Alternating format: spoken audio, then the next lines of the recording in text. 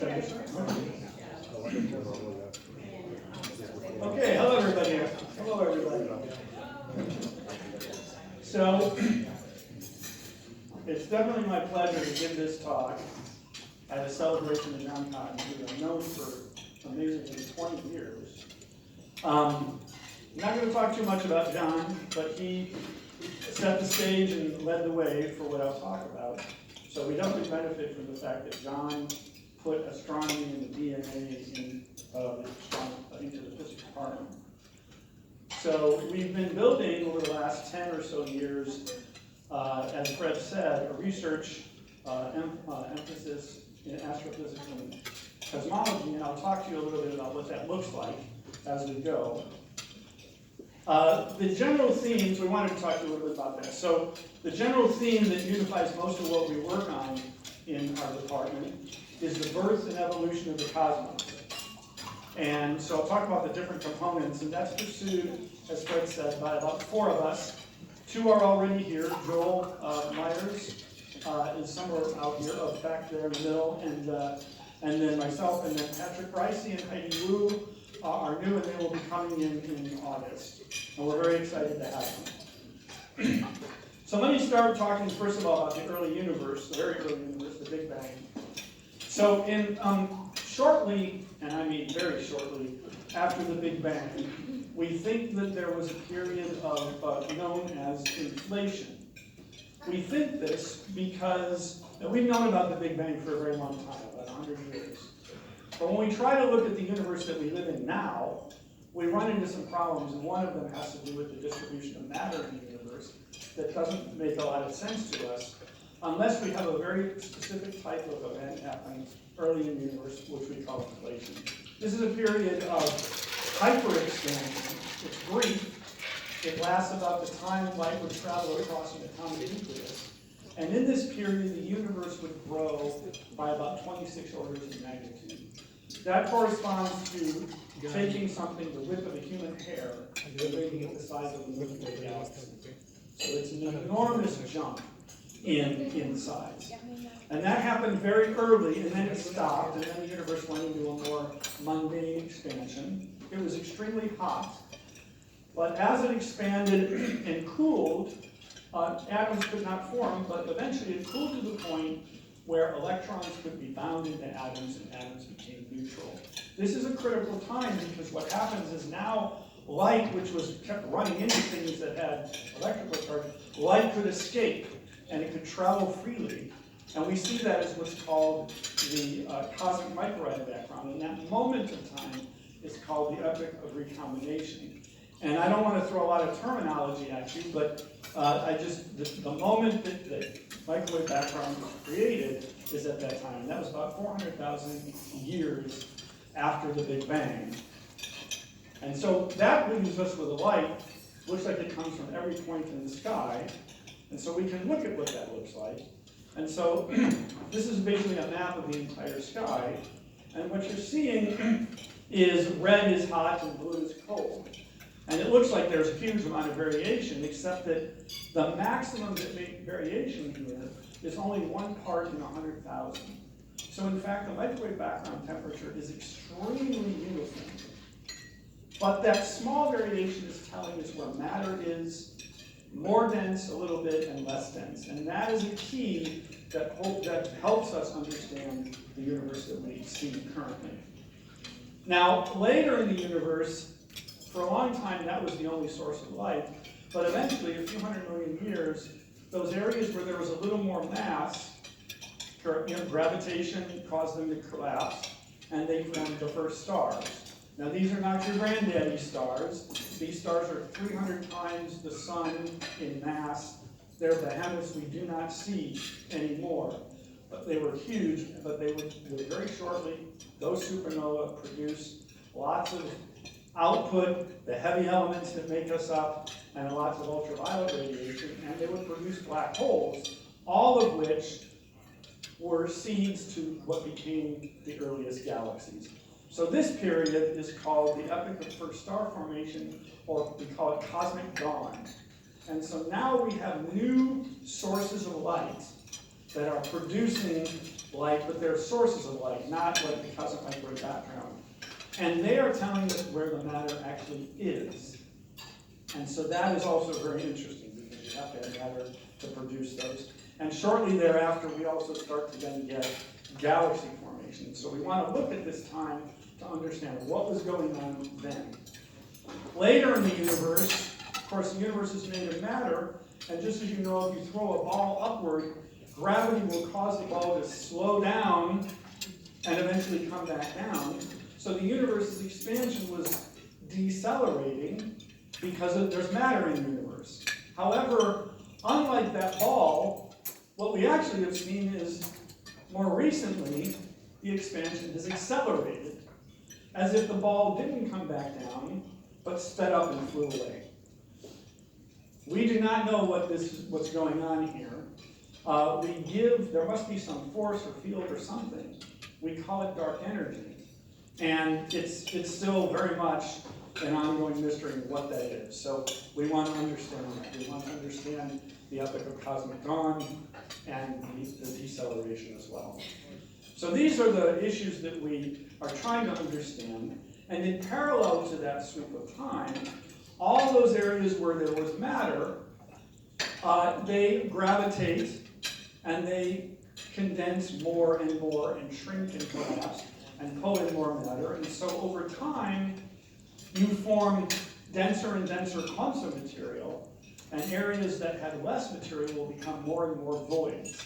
And so you see in these panels here a sequence of, over the sweep of the universe, the distribution of matter in the universe. And this is, we sometimes call it the cosmic web, or large-scale structure. And you see, as it goes on, the areas where the matter is becomes much more defined, and there are huge areas where there's really nothing there. And there's a lot going on here, but this tells us also a lot about dark energy, about the expansion mechanism of the universe, and other things. So, all right, so that's sort of the sweep of the things that we're trying to understand. And I'm going to go through 4 basic ways that we're going to attack these problems. And they actually get at more than one of the questions that I mentioned. Sometimes they even overlap, which is good. It's good to have more than one way to look at things. So let me start with the cosmic microwave background. So the microwave background is light. It's a form of light. And light has a property, which is a kind of alignment. And I'm not going to go into the technical term, but it's a kind of alignment. It's not the direction that it's going. It's actually sort of an up and down perpendicular direction it's going. But light has this property. And it turns out that the era of inflation will leave in the cosmic microwave background an imprint of a particular pattern of this kind of alignment of light. This is actually a drawing of what we might see, not a drawing, a simulation of what we might see in the sky, looking at the alignment of light in the cosmic microwave background, given inflation plus other effects.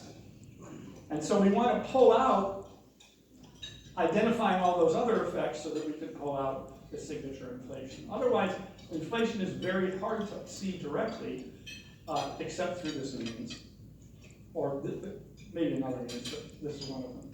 So for instance, Joel Myers is studying this using various devices, but for instance, the South Pole Telescope and the Simons Observatory. This is the Large Area Telescope, and this is at the South Pole, obviously. And so this is a large collaboration that's studying basically the cosmic microwave background to get at some of these questions, like inflation. Although there's other questions that it is sensitive to as well. And downstream, there is a next generation device called CMBS4 that also will have even more precise sensitivity. It's very exciting to see these things be developed. Now, another way, we can fast forward from the microwave background, and we can look at that era around cosmic dawn or maybe a little bit later. Now here, we're still so far back in time, galaxies are really dim, very hard to see them individually. We can sometimes do it. So one way that's being developed, this is a very new technique, is to look at the sky and just look like, where is the sky bright or dim in millimeter wavelengths, which is sort of in the microwave range.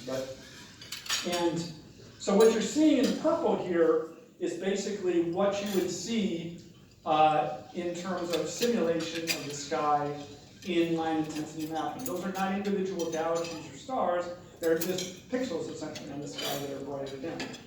And the underlying galaxies where they would be is shown in black and white there. So you can correlate, you can look at the line intensity mapping and infer where the matter was. And that gives us a really critical moment because it's very different time from the cosmic microwave background and very different from the stuff that we see after.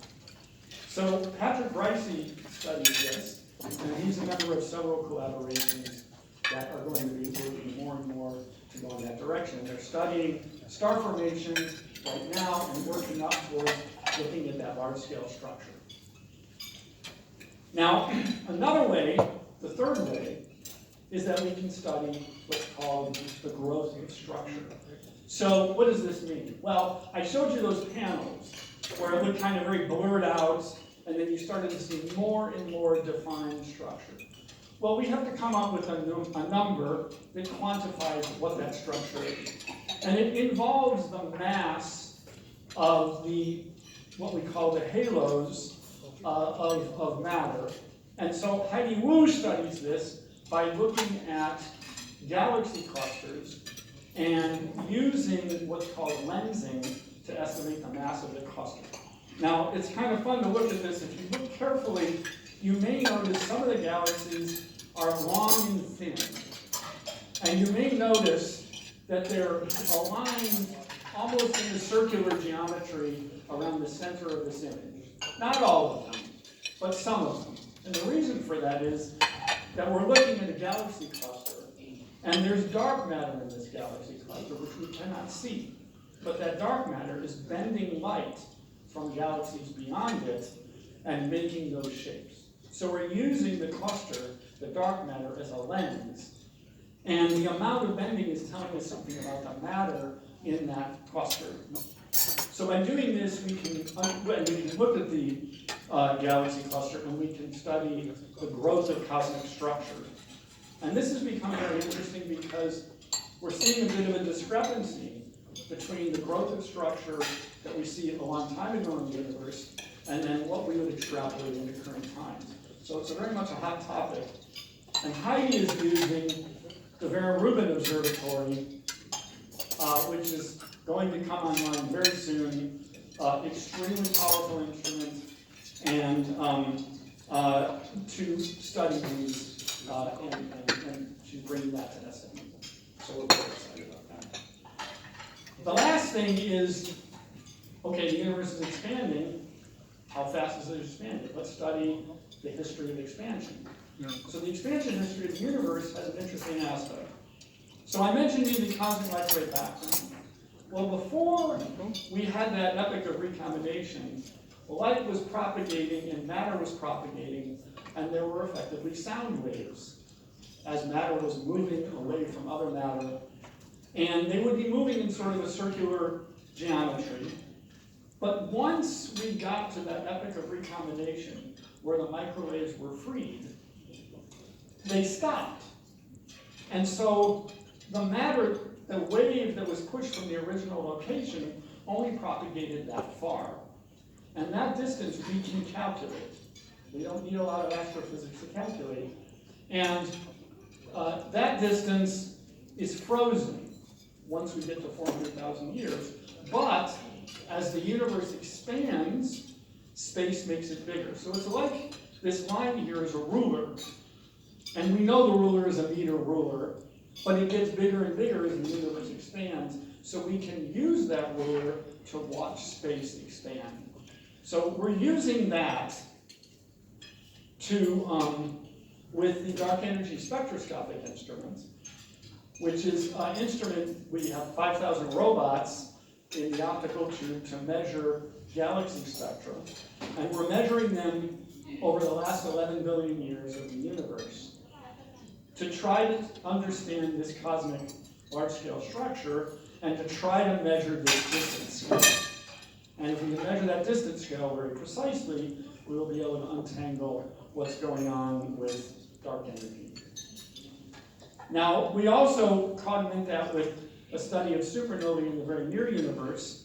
So you can see here in the corner, there's a supernova in one of the spiral arms of that galaxy, and we use SMU's ROTSI 3B to robotic telescope coupled with the Hobby-Everly telescope at McDonald Observatory.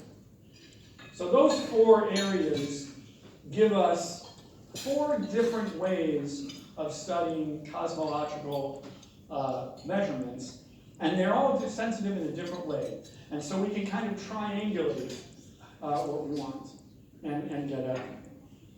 There's many other topics, and all I'll say is that it's a very exciting time to be studying astrophysics and cosmology, and very thankful for being able to do it at SMU.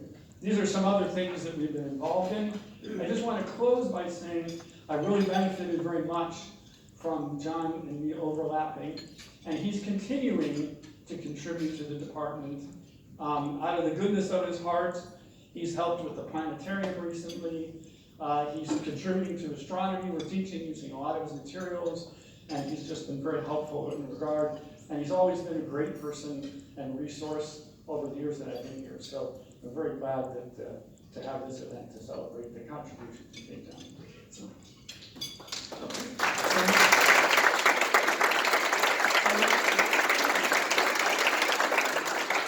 So now we move to our keynote speaker, which is Fritz Benedict, who is a longtime Texas astronomer, worked at UT and McDonald Observatory, knows John for a long time, and so he's going to tell us a whole bunch of stuff that will be very interesting to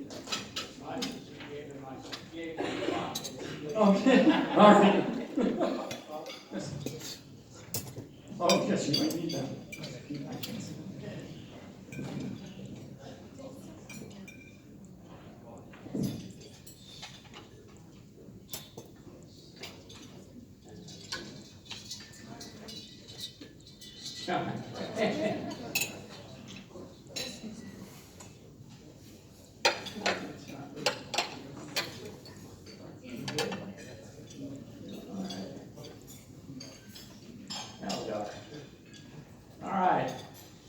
So, John, thank you for asking me here. This is great.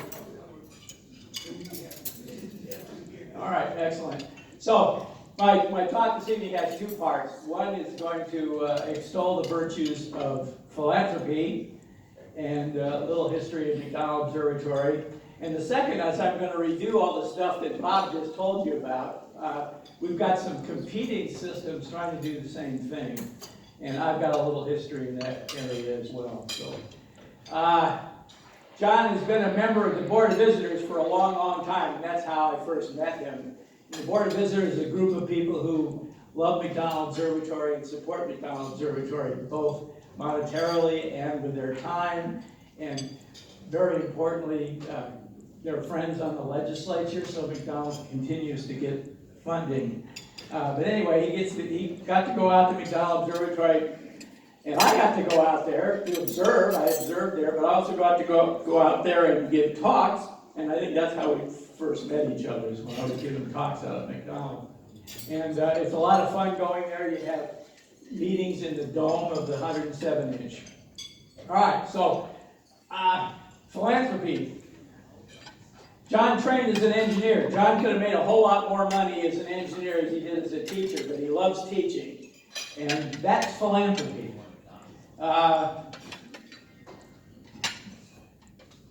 This thing, the wonder of astronomy and getting students to think logically and scientifically. That's the most important thing anybody can do, right? And I mentioned he's an engineer. He also loves planetarium. And my first paying job was at Adler Planetarium a long, long, long time ago. And that one still exists. And it was a great training for me. I will cry a bitter tear for the loss of your planetarium. And then also remind you of this course, the BS course, which is probably the most important course that any university can teach, is to give people a BS filter. And it's desperately needed in modern life to have a BS filter. And unfortunately, few people have them anymore. So if you could instill that in somebody, that would be wonderful. All right. So here's this wonderful place. I want to give you a little history. So philanthropy. When you decide to work in astronomy, either you get a degree or you decide to work in astronomy, they should give you a tin cup and a piece of string, and you tie it around your neck, and you shake it under people's noses for the rest of your career. All right? So let me show you a great example of this.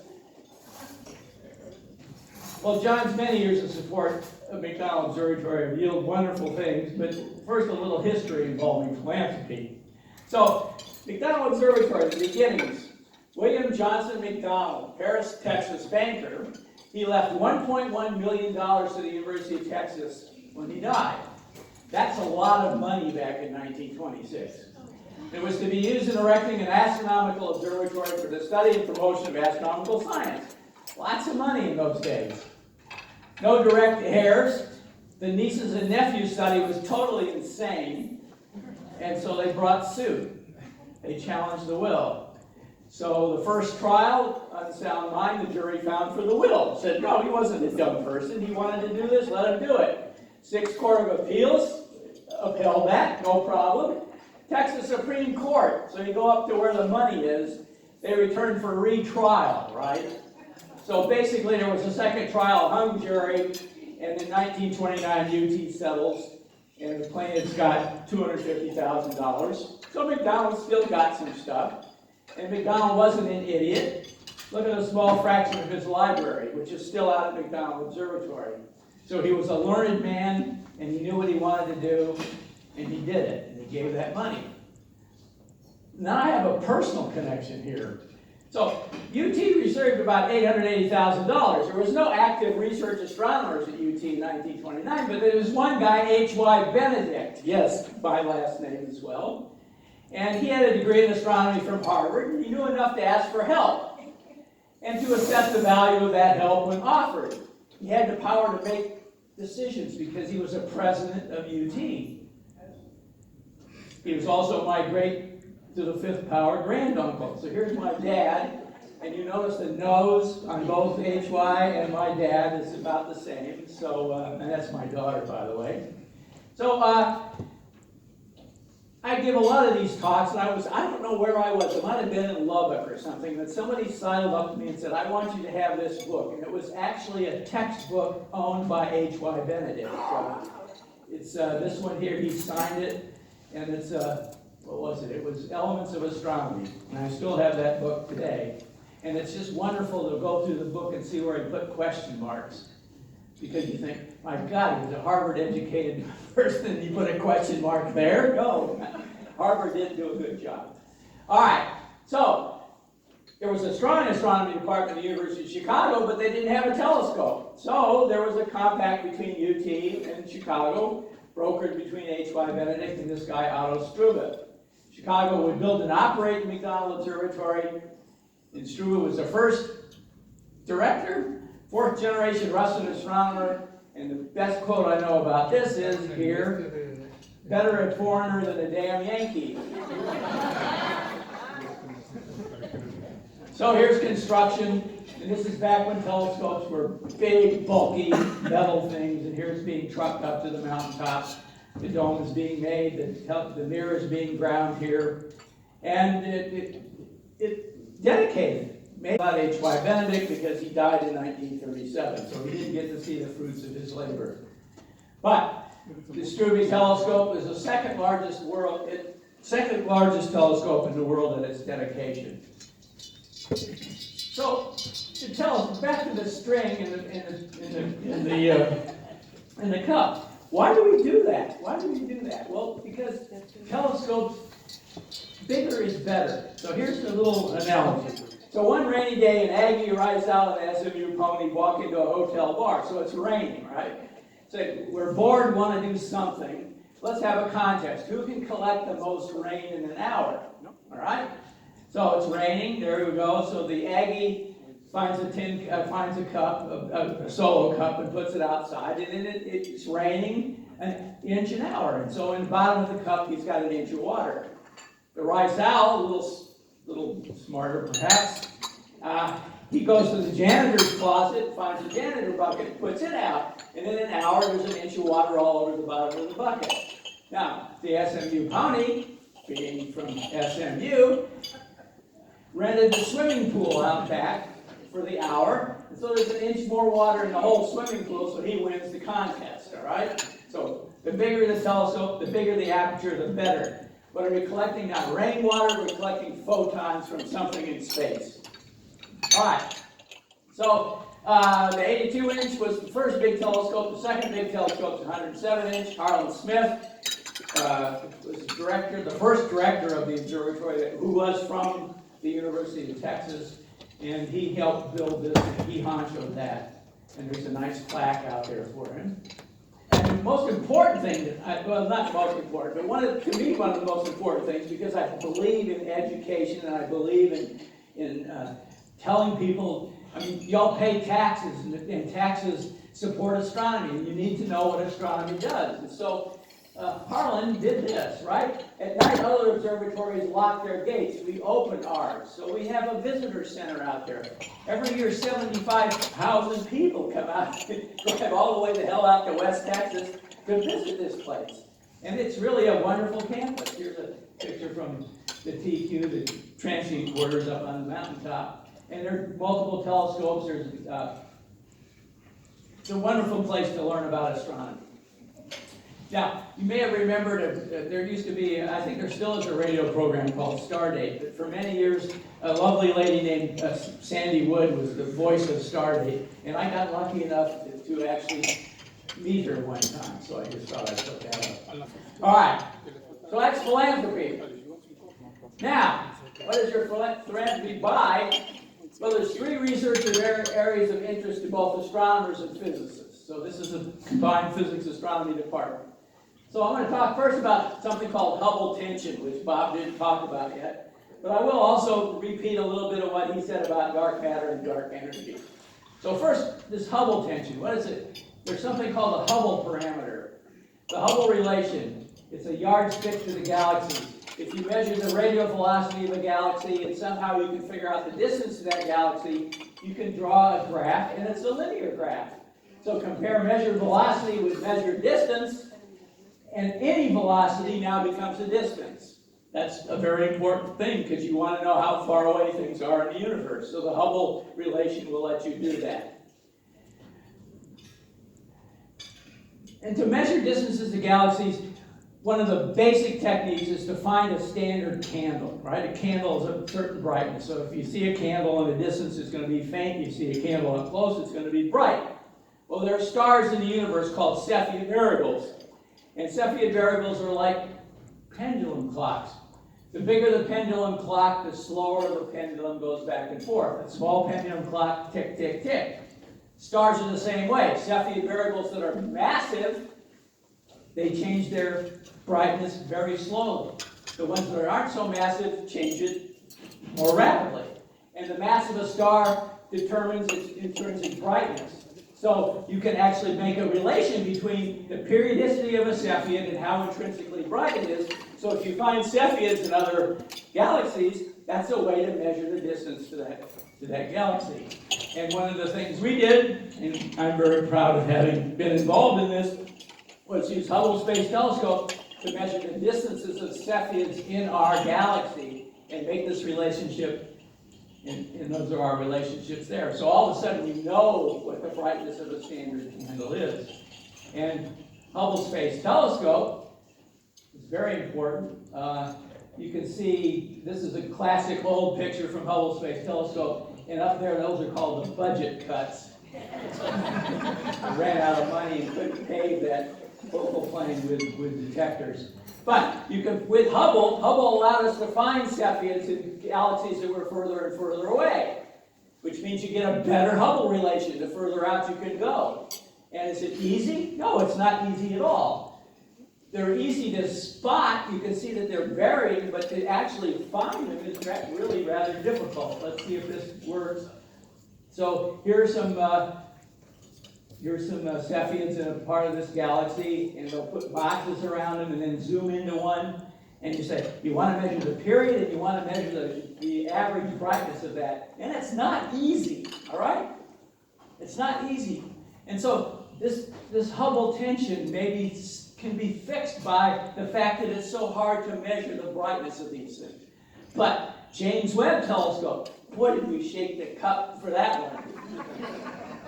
They practically beggared astronomy in the United States of America for 10 years, but it's working beautifully because we can go back and look at these Cepheids in other galaxies and find that, hey, we did a pretty good job. Even though it was crowding, with James Webb we see exactly the same brightness that we saw with Hubble. So that's not a way to get rid of this tension. So we've got the Hubble relation done from galaxies that are relative nearby, but you also get a Hubble relation from the cosmic microwave background. It's one of the dials you can twist to fit this pattern, to fit the power spectrum of the variations. And guess what? They don't agree. And they disagree by 5 sigma. All right, so down here in black, these are the various ways of using the cosmic microwave background to do it. And up at the top is using the Cepheids. And there's a 5 sigma difference. That's really interesting, right? You always want to find something that's funny, because that's how you make progress. So, what's the progress? Nobody's figured it out yet, right? All right, what the universe is made of. Dark matter and dark energy. Bob mentioned those things. So basically, this is job security. We don't know what that stuff is yet. So if you're a physicist or an astronomer, this is something you can work on. And Bob showed a lovely picture of the rings, the arcs around the galaxy cluster. Those are called caustics. And caustics are wonderful. Here's a martini glass with caustics down here. And if you go snorkeling, the water having waves on it make caustics on the floor of the ocean. And here's the picture of the arcs again. And for a long time, people say, well, is that really true? I mean, can mass bend light and make it a lens? And the proof is, with James Webb, you can take a spectrum of those 2 arcs that are the same galaxy. So it's 2 images of the same galaxy. All right. So, as yet, no local in laboratory detection of dark matter. So, the ball is in your court, physicists. Right? Find it. We know it's there. Astronomy points the way. It says, yes, that stuff is there. But what is it? We don't know yet. Then the other thing is dark energy. So, Steve Weinberg, dark energy is not only terribly important for astronomy, it's a central problem for physics. It's been a bone in our throat for a long time. Then my friend Carl Gebhardt down here, dark energy is our ignorance of what's going on, right? Don't get hung up on the words. It may not be dark, it may not be energy, it's our ignorance of what it is. So we haven't figured that out yet. But we've got some tools. Bob mentioned some tools, I'll mention some tools. There's a lovely, my favorite picture of the HET, the Hobby Eberly telescope out there. Fog all around, but the sun glinting off that beautiful dome. So, Texas has got this thing, HET-DEX, Dark Energy Experiment. Basically, we're using the Hobby Eberly telescope, look out into space, look back in time, 380,000 years after the Big Bang. The average separation of the clumps is about 1 degree. So with HET-DEX, the universe was that way, now the universe is this way. There's a characteristic scale imprinted in the distribution of matter. It acts like a fingerprint. If we could measure 1 million galaxies, we might be able to see it. And that's what HET-DEX is in the process of doing right now. So million galaxies, redshifts measured in 100 nights. Compare the distribution of matter 10 billion years ago with the distribution today. Tell us more about dark energy. It won't answer the question what it is, but it gives you more information about what it might be. And it's starting to publish data right now, so there's a... And you've already seen this, these diagrams here. So there's the Big Bang, this is today. And HETDEX is looking back that far to try to get this imprint, to try to determine what that imprint is. But that's only going back so far. Apertures, the bigger the better, right? So what's a bigger telescope? Here's a bigger telescope, the Giant Magellan Telescope. UT has a 10% piece of the action of this one. It's going to be down in Chile, and that's a hard sell, right? Try to get a whole lot of money out of Texas to build something in Chile. It's hard to do. So a lot of people doing that, and it's a... So, and here, I talk about this. I'll never use this telescope, right? I'm too old. Society is made great when old men plant trees and whose shade they will never sit. But I can sure as hell go out and shill for this, right? So we need to have this telescope.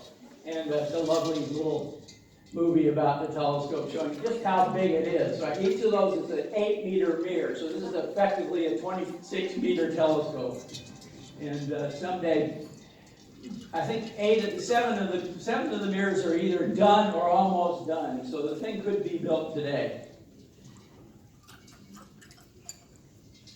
And that's what GMT can do, push us back that much further and get even more information about dark energy. So, McDonald Observatory, this was the 75 year, it's now 85 years. I have a lot of people to thank. McDonald, my great-great-uncle, Otto Struve, Harlan Smith, Frank Bass, David Lambert, Taft, and John Cotton for his effort all the time in our behalf. So that, I think, is that. Oh, and this is what we're trying to do, right? Trying to peek through the veil, figure out the wonderful workings of the universe. We see it in black and white. If we could see it in color, we'd see all of it. All right, thank you very much.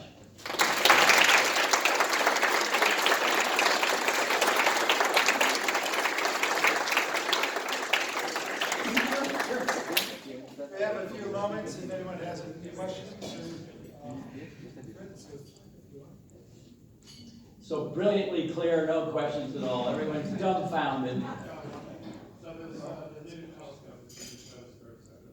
Is that going to have any issues seeing out through the atmosphere? It's in Chile, and there are 2 fabulous places in the world to do ground-based astronomy. One's in Mauna Kea, which is, you get the laminar flow of the Pacific Ocean over that, and there's just very little wiggling in the atmosphere at all. It's the same thing in the Andes, the same pattern. But you got to ask a question, is it really going to happen? Because newsflash, last month, the National Science Foundation, from whom all blessings flow, has been told that it cannot support 2 telescopes. Because we're not in competition, but we'd like a big telescope in the north, which would be on Mauna Kea, and we want a big telescope in the south, which would be in the Andes. And now it's looking like it's going to have to choose one or the other of those, which is a really bad thing. The GMT, all the plans are done. They've worked on the land. They know they can build this thing in about a year now because the mirrors are ready. On the other hand, there's also going to be a big European telescope down there. What they call the extremely large telescope or something like that, 39-meter telescope. So you want 2 big telescopes down there. On the other hand, the 30-meter telescope, which is supposed to be built on Mauna Kea, is in abeyance because, for my perspective, a very good reason. About 150 years ago, we stole the Hawaiians' country, right? Basically, that's what we did. So the native Hawaiians, the indigenous people, have finally found a lever to maybe squeeze a little better conditions for them out of this by simply saying, you will not build that telescope on Mauna Kea. So right now, there's no way to build it because they won't let us build it. So you go with one you can build, and you go with one that maybe is in the future. So That's geopolitics at its finest. Sounds like you need to send John Cotton to Hawaii. Yeah. He can come on vacation, but he could probably. Yeah, well, he do some would be talking. a good one. No, their political acumen was desperately lacking in Hawaii. For many years, the Institute for Astronomy basically said, this is our mountain, screw you, and we're going to do what we want to do. And that has borne very bad fruit for them. Rush? Well, suggestion, when you go down, when you ask Texas for money, if you're in Texas, it's not Chili with E, it's Chili with an I. There's tons of money for that. Yeah, right, good one. No means. No means, right. Bob? Yeah, so do you want to say anything about the plans for HETEC, ongoing wiring and thereafter for the ongoing?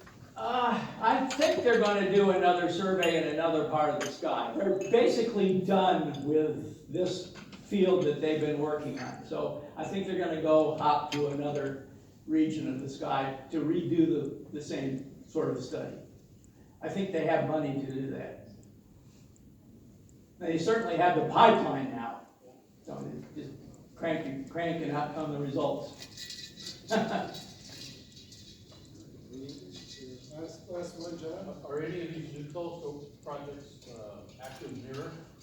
Every one of them. Every one of them. No, even though you're in a wonderful place like Chile or a wonderful place like Hawaii, there's still a little atmospheric disturbance, and those active mirrors are absolutely essential. In fact, that movie that I cut short showed laser beams being shot up to the sodium layer, so you get artificial guide stars that you can use to feed your mirror with the proper compensating information.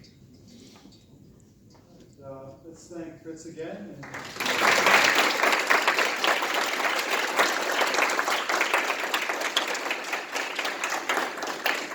And thank you again all for coming, and John and Carol and family. Thank you for the many years, and it's been a pleasure celebrating with you. So all the best. Thank you.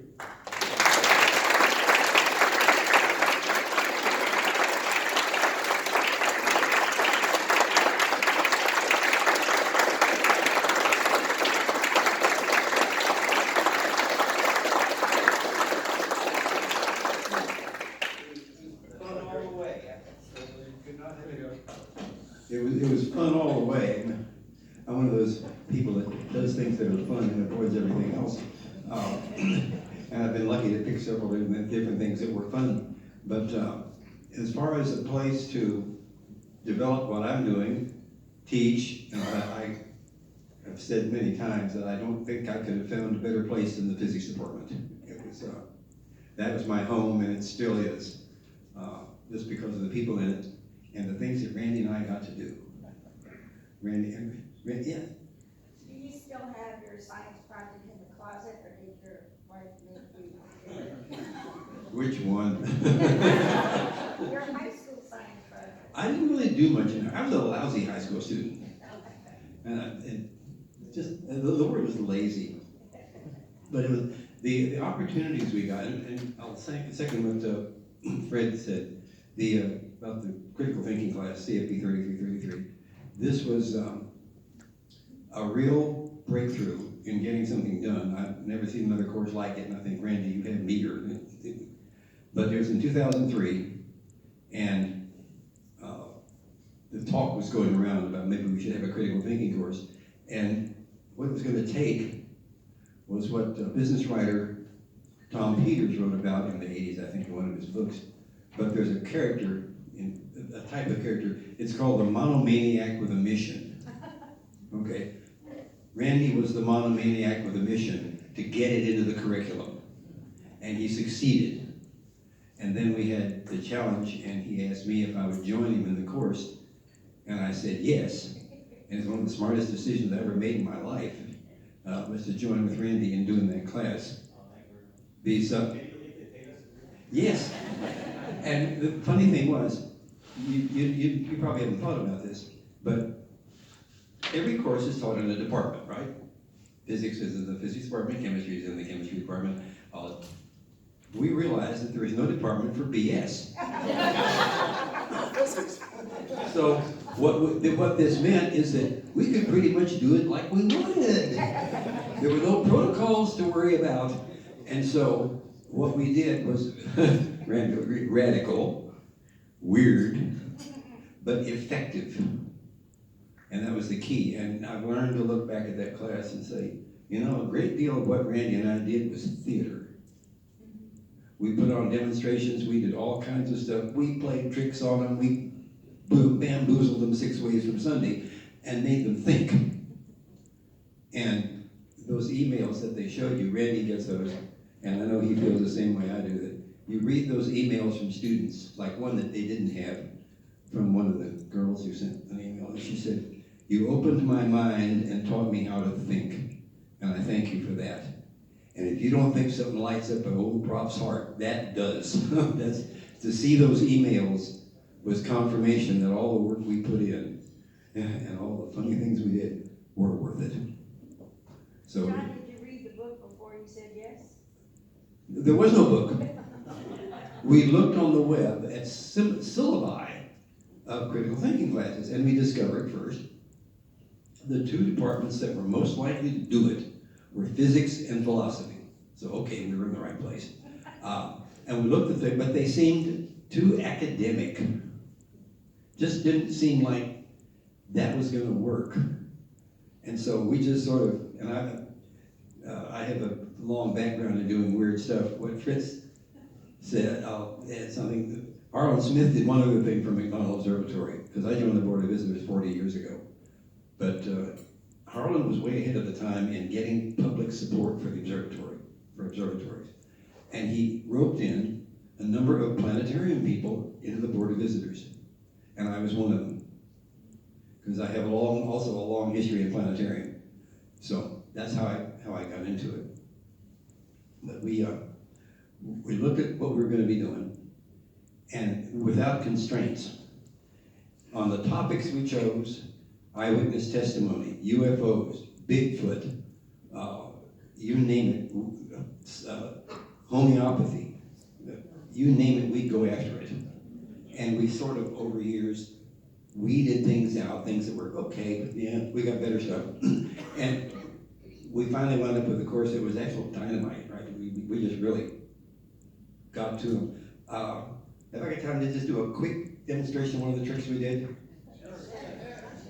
We talked about dowsing. You all know what dowsing is, finding water is. Well, we needed a dowser, so I made one at the museum, at the planetarium. I'd gone to use a machine shop and made a very beautiful dowser, piece of wooden dowel and some brass rod, and the thing swings back and forth and finds something. So I made one, and we were going to demonstrate this is a scam, a pseudoscientific scam, and the demonstration went as follows. I would have the thing out in my hand holding it, and it's swinging back and forth. Its point is going back and forth. And I said, it finds brains. It's a brain finder. So I said, we're going to test this out here in the class. And I look around and say, I got to calibrate this thing, be sure it's working right. And I look over. There's Professor Scleese, there's a physicist. I know there's a brain there. So I go over and the thing would walk around and the thing would point to his hand. Of course, I'm steering it with my little finger. And so it finds the brain. Then I go down to the front row, and Randy said he's trying to keep from laughing when I'm doing it, but it's swinging back and forth, and I pick a student and walk up to the student, and the thing goes, and I'll say, nothing there, and we go try another one, and then find the brain. It would point to the head of the student as I walked around. And in another case, I say, no, and then I'd ask him. Now we got to make him think. Am I real or am I playing with you? And somebody say, I'm playing with you, and I tell them, you're right. Now do you know how I'm doing it? So we expose the scam. Tell them exactly how it works. And then there was the Sniffex. It's a dowser that somebody sold the Iraqi army to detect explosive. It's the funniest thing we ever saw. Anyway, that was the kind of tricks we did. But they had one purpose. When you do something like that and draw them in, suck them in to participating in the demonstration, they remember it. it gets in here. And this really works. So, yeah. And one of the best parts of my life was teaching astronomy in the physics department and working with Randy for 13 years with 3333, doing something we both thought was extremely important and one of the most rewarding things I can say I've ever done. And I thank you all for coming. This is wonderful.